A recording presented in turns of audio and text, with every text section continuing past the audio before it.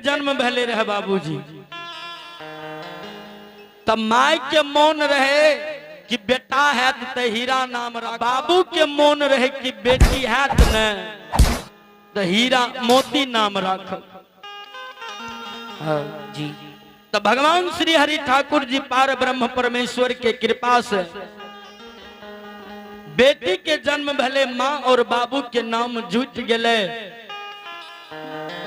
दोनों बेकत मिल के बड़ा लार प्यार से बेटी के नाम हीरा मोती रखल कैया। जी। श्रोता बंधु, हीरा मोती सब दिन चंपारणपुर नगरी में बाबूजी सबके दुलार रहल। जब सुविधा सियान यबला भै गेलई, जी भगवान, सुविधा सियान जे भै गेले तबो हीरा मोती नहिरा में बाप के दुलार यबला नहिरा में बेटी रही, माय के दुलार धिया रहियो। यो बाबूसा,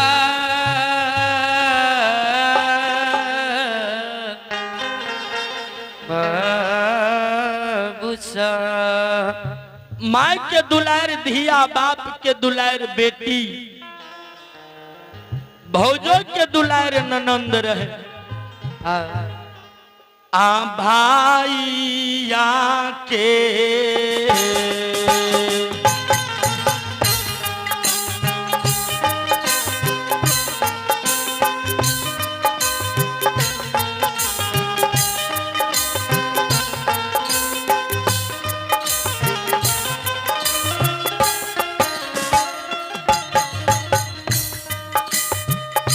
हे सुन भैया यो भाइया के दुलारा,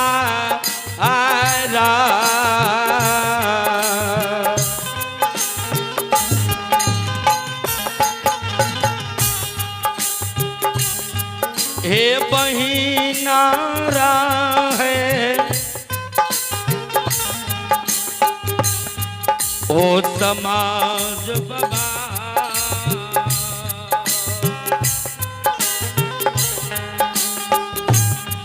हे हो रहा हीरा में, ये हो दुल्हन, ओ दुल्हन,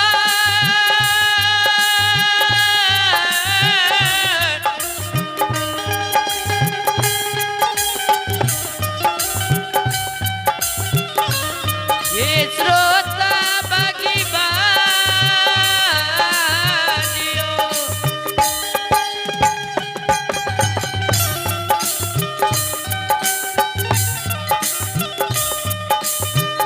यो सुना भैया यो भाइया के दुल्हन,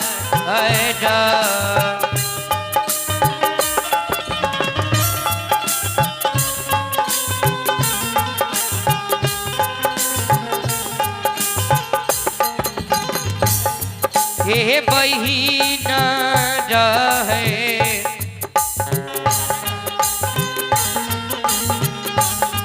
यो समाज बाबा, रहे नहीं जाके ये यही दो ये दुल्हन, हे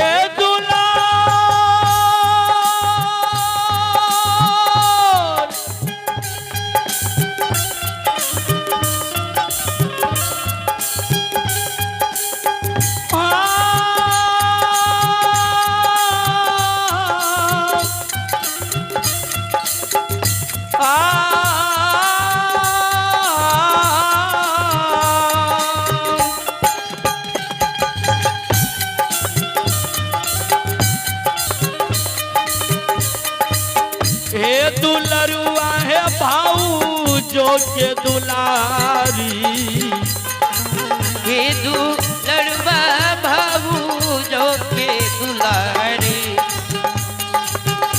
हे ननंद रहे या बाला,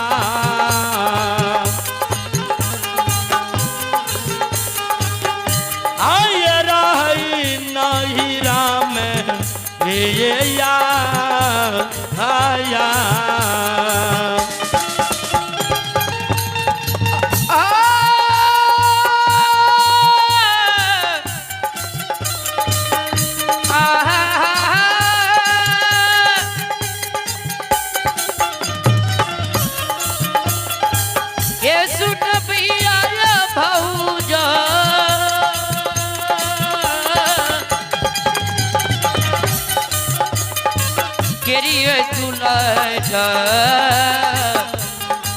हे हो सब भाइयों के दुलारा, हे ननद सुन भैया बाबा, हे नहीं जाने हे या बाबूसा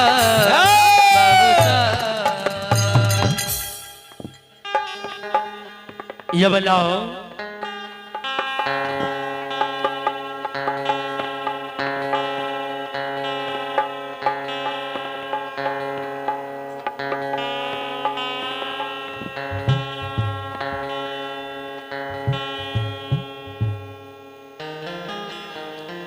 श्रोता बंधु, धिया धिया कह के अबला के चंपारणपुर नगर में सब कोई पुकार करे रहे। श्रोता बंधु, जब अबला सुविधा सियान भा गए, अबला के बाबा भैया नीक घर नीक बर देख के बांके पूर नगर में, अबला के विवाह भगवान हो क्या दैया। सबके बेटी के एक न एक दिन नहिरा से सासुर जाए पड़े छे। वही समान हीरा मोती अबला के नीक घर नीक बर देख के अबला के भैया बाबा बांकेपुर नगर में विवाह क्या दल के। तो जब अबला अपन नैहर चंपारणपुर नगर से सासुर बांकेपुर नगर जाए तैयार भेले, बिदागरी के समय जब अले तो बिदागरी के समय में हीरा मोती के मां जे रहे अपना नजदीक में बेटी के बैठाबैया। अब बेटी के कहिए हे धिया बेटी,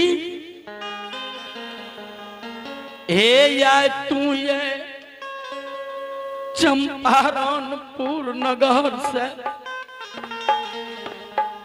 बांकेपुर सासुर जा रहल हो।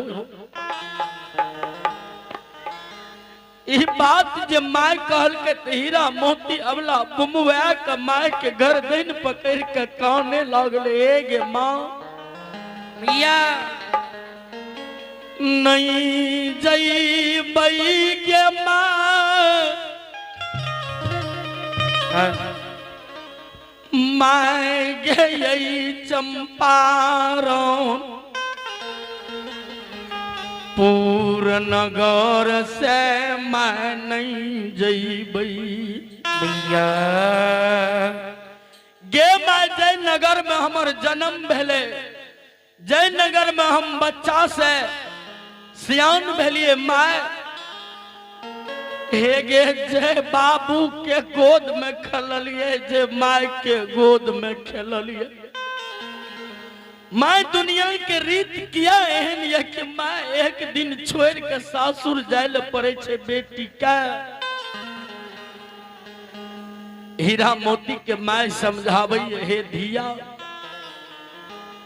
ए दुनिया संसार में नियम छे बेटी ते जन्म नहिरा में ले छे लेकिन मरण सासुर में होई। बड़का से बड़का किया न होए, छोटका से छोटका किया न होए, केकरो आज तक बेटी और बहन के प्रतिपाल नहीं चल रही। सबके एक न एक दिन पर घर जाए पड़े छे बेटी। हल्के माँ चिन्हल ग्राम छोड़ के अनचिन्ह ग्राम जेबे, माँ नहीं कोई हमरा चिन्हैया नहीं हम केकरो पहचाने छी। माँ कोना के हम बांकेपुर नगर में रहबे। बेटी के माँ कहिए बेटी धिया है जब तू बांकेपुर सासुर जेबहो तब बांकेपुर सासुर में तू आपन सास के मां के समान मानिह। ससुर के तू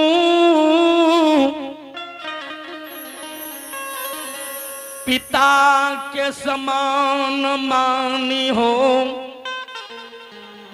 देवर का छोटका भाई के समान मानी हो, और गोतनी के ननन के अपन बहन और सखी के समान मानी हो। बेटी तुझे सासुर जे बात सुनो, बाबा के पाग के कोना के तू सासुर में ऊंच राखबो। बेटी के माय समझावे धिया बेटी जइहा बेटी जइहा ससुर के दलान बाबा के पाग राखी होए। बेटी जइहा ससुर के दलान बाबा के पाग रखिया। बेटी जइहा ससुर के दलान बाबा के पाग राखी होए। बेटी जइहा ससुर के दलान बाबा के पाग रखिया। पाग राखी हो बेटी पाग राखी हो बेटी पाग राखी हो। पाग रखिया बेटी पाग रखिया बेटी पाग रखिया। पाग राखिया बेटी पाग राखिया बाबा के लाज राखिया। हे पाग रखिया बेटी पाग रखिया बाबा के लाज रखिया। बेटी जइहा बेटी जइहा ससुर के दलान बाबा के पाग राखी होए। बेटी जइहा ससुर के दलान बाबा के पाग रखिया। भोरे सुती उठी बेटी अंगना बोहारी हो। भोरे सुती उठी बेटी अंगना बोहारी हो। भोरे सुती उठी बेटी अंगना बोहारी हो। भोरे सुती उठी बेटी अंगना बोहारिया। स्वामी का करी हो हे स्वामी का करी हो तू पर है ना। बेटी जइहा माय बेटी के सिखावैया बेटी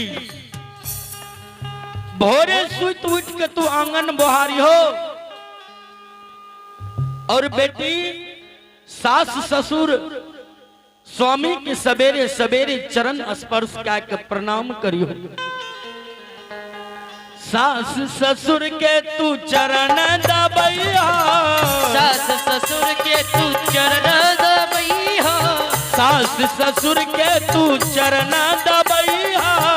सास ससुर के तू चरण दबैया। नंदी से करियो हे नंदी से करियो तू प्रेम। बेटी जइहा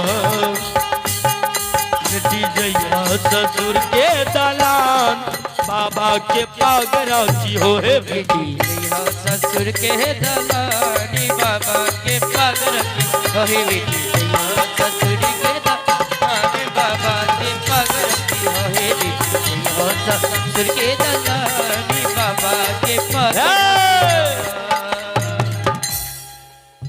तब बाबूजी ई गोप भा गेले पूर्व समय के कि जय समय में बेटी का माय नीक बात सिखा के नहिरा से सासुर भेजे रहे। लेकिन आइ काल्हि जे भेजे छे बाबूजी, तय समय में माय सिखावे रहे कि बेटी भोर सुत उठ के तू अंगना बोहारी हो, सास ससुर स्वामी के तू प्रणाम करी हो, सास ससुर के चरण दबई हो, सेवा करी हो, ननंद गोतनी से तू प्रेम से रही हो। लेकिन आब की सिखावे छे, आब जे बेटी नहिरा से विदा भ के सासुर जाइए, आइ काल्हि के माय बेटी के की सिखेलक, बेटी बेटी जइह, बेटी जइह ससुर के दलान, बाबा के पाग राखी हो हे, ससुर के दलानी बाबा के पग रखी हो।